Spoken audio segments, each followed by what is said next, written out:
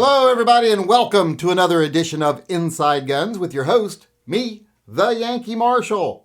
Today, I want to talk about ghost guns, 80%ers. You all know what I'm talking about. And I want to talk about if they're really worth fighting for. Is this something we want to actually spend our efforts and our time defending? You know, pistols that don't have serial numbers. And the answer to that question, in my opinion, is absolutely, it's something we should fight for. Now, am I saying it's a fight we're going to win? Not really. Because here we're fighting it here in Washington right now. We actually have a state law or a bill that has passed our House, and it's now in our Senate, where it's expected to pass and be signed by the governor. It's one of the 3 or 4 anti-gun bills that are going through right now, and it is the one that is almost assured to pass. Because they know they can get away with that one, because it's not going to piss off the average person, because most people, if you ask them, should a gun have a serial number? Sure it should, because they don't really think through the whole thing. They don't think through, should the government be tracking every gun, and should the government be telling who can manufacture, when it's been, centuries old precedent that anyone can manufacture if they do it themselves, blah, blah, blah, and all this stuff. They don't think of it like that way. They just hear, should a gun have a serial number so that a bad guy can't use a gun that can't be traced, an untraceable gun? I don't know how many crimes have been solved by tracing a serial number, because here's the thing, bad guys don't usually leave the guns behind. So the whole idea that, if they use an untraceable gun, it's more likely that they're going to get away with it, it's kind of crap. It does make it easier for bad guys to get a hold of guns. I'm not going to argue the opposite of that. That would be illogical and make me look like an idiot. But the risk is so small that it's not worth violating people's constitutional rights to try to take care of that tiny little risk. So I do believe ghost guns are definitely worth fighting for. However, here in the state of Washington, if we were to fight for them right now, we would just be wasting ammunition and money on a battle that we're not going to change anybody's minds right now. And we really can't count on public sentiment to be on our side either, because like I said, most people don't think it through. So we're focusing more on the bills that we think we can stop, like mag limits, and most importantly, in my opinion, getting rid of the state preemption on local municipalities passing their own gun laws. Those are the ones I'm worried about the most. The ghost gun thing, I think it's definitely worth fighting for, but it's kind of a lost cause here in the state of Washington. And a lot of people lately have been talking about how it's going to happen on a national level. Well, even if we fought it here in Washington and won, and if it gets passed on a national level, we'd still be just as screwed.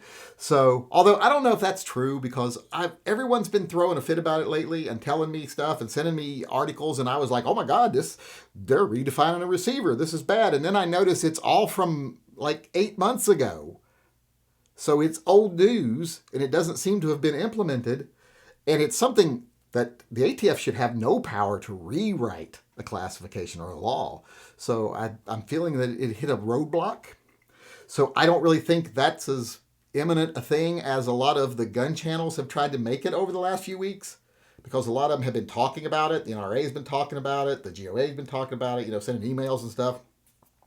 A lot of those emails have been about what's going on in Washington, but they try to make it a national issue too. I'm not seeing that as being as imminent, but it is pretty imminent here in the state of Washington. But still, even though, like I said, I think it's a done deal here in our state. If any of the laws are a done deal, the anti-gun laws, it's that one. It's something I still think it's worth fighting for, because it's more than just guns having serial numbers. It's your freedom to be free from government oversight, government tracking, etc. I absolutely agree. Someone asked me, don't you think guns should have serial numbers? I do agree that guns should have serial numbers. If they're made by a manufacturer and they're going to have a warranty, how else are they going to keep track of their products, their production? And how are they going to honor warranties if you don't have a serial number? So I think most manufactured guns, pre-manufactured guns, should have a serial number for tracking purposes, warranty purposes. But the government should never know that number. And if you decide you want to remove it, you should be able to. The Virginia Citizens Defense League just sided with lawmakers and agreed that, it should be illegal to alter serial numbers. And that's why I don't like these big groups, because as soon as they get to be big groups, they start compromising to keep fights going. But I think the only thing serial numbers should be for is for the manufacturer's use. And the government should never know what it is. And if you want to remove it, you should be able to.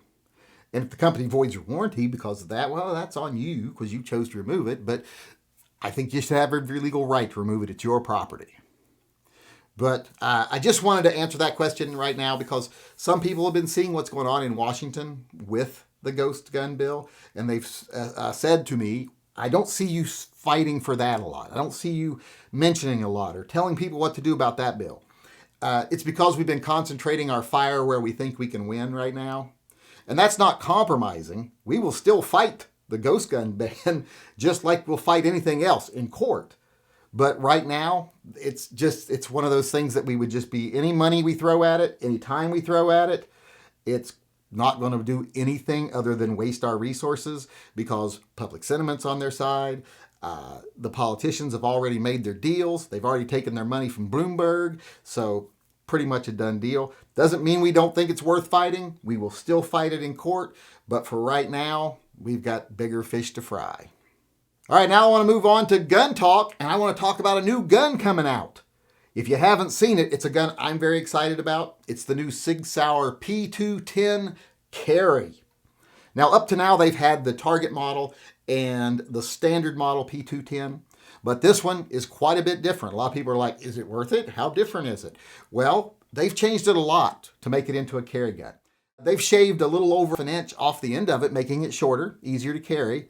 And they've gone to a alloy frame instead of a steel frame, which is on my Target gun. And they've shaved like half a pound off the weight doing that. So it's considerably lighter. I think they took it down to 29 ounces. It's considerably lighter. It's shorter. It's got, like I said, a half-inch shorter barrel. The serrations are a little different, but that alloy frame is what makes the biggest difference. And I don't know if you've ever shot a P210, but they are remarkable. It's one of the best triggers I've ever felt on a gun. One of the flattest shooting 9mm pistols I've ever shot. Now, I'm hoping that will still be true with the carry model, but you never know. With it being so much lighter, might change it. But one of the main reasons that gun shoots so flat is the way it's designed, not the weight of it. So hopefully that will carry through to the carry model.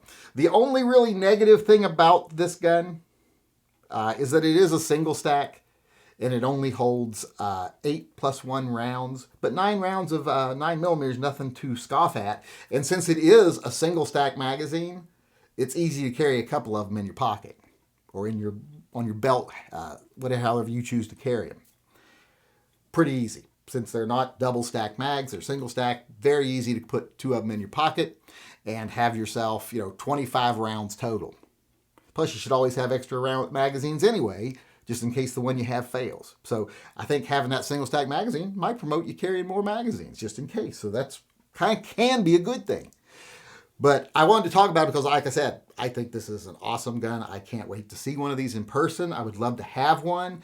I always wished I'd have got the standard instead of the Target, but because the grips are really big on the Target one. I like the grips on the standard one better. But this one also comes with G10 grips, thinner profile G10 grips to make it even easier to carry. And the G10 grips do cover the mag plate. I like that. They do that on the Target too, but they don't do it on the standard. On the carry, the mag plate is covered by the G10 grips, which is, I think, a great feature of the gun. Everything else is pretty standard. It has 3-dot SIG night sights, which I think is better than what I have on my Target gun. It has the Target sights.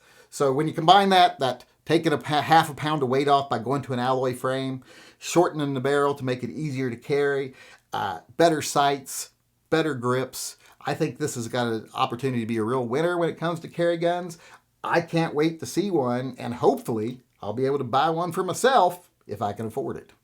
All right, everybody, I am out of time. I do want to announce that Tyler Garcia, that was the name drawn last night for the Sig Sauer P228 HD. So get in touch with me, shootingleftofcenter@gmail.com.